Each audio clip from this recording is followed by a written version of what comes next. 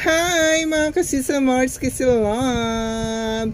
Good afternoon! Welcome again to my YouTube channel mga kasisalab! This is it! For today's video mga kamars, gagawa pala tayo ng fried garlic. Ayan, para sa ating homemade shumai na pang toppings mga kamars. Ayan, bago pala tayo magsimula sa ating video, please don't forget to subscribe. Pag hindi ka pa nakasubscribe sa aking YouTube channel, please subscribe na mga kasisimars. Ayan, salamat and let's go. Thank you. And on we'll go, through the wastelands, through the highways, till my shadow turns to sun rays.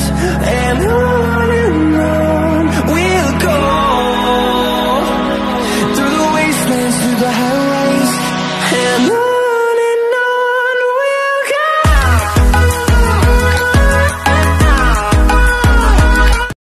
Dito na naman tayo sa ating chili garlic sauce. Ang ating mantika, meron tayong 1 cup of mantika and 1 cup of bawang.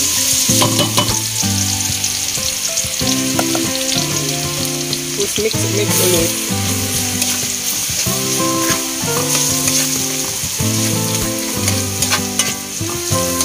Yan. Mix natin yan mga kasisimar.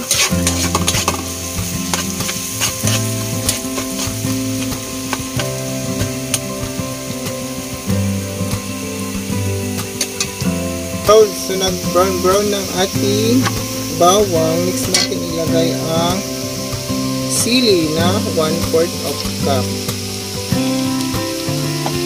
Next is ang 1 teaspoon of pamintang durog and 1 tablespoon of oyster sauce.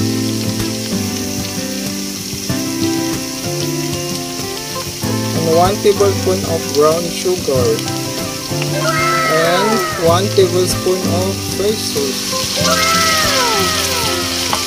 Then mix.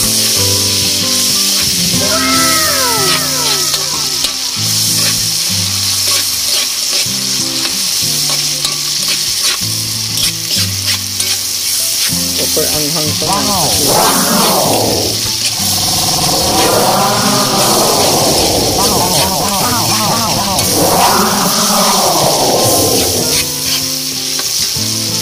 apoy.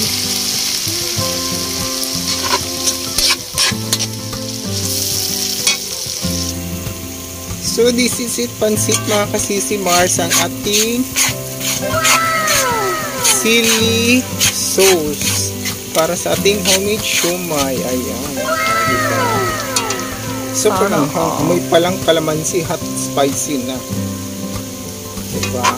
So done na yan, tapos na yan. Salamat sa pagsama mga kamars. Ayan. So meron na tayong sweet calamansi, sweet sauce. Ayan.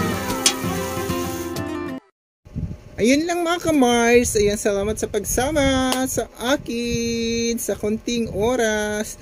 Ayan, natapos na rin tayo gumawa ng homemade chili garlic sauce. Ayan, super anghang siya mga kamars. Salamat, hindi ko pa natikman kasi baka ang anghang mga kasisalabs.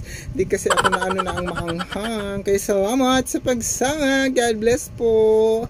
At bago magtapos tong video, laging pindutin ang notification bell para ma-update po kayo sa mga bago nating i-upload ng mga video.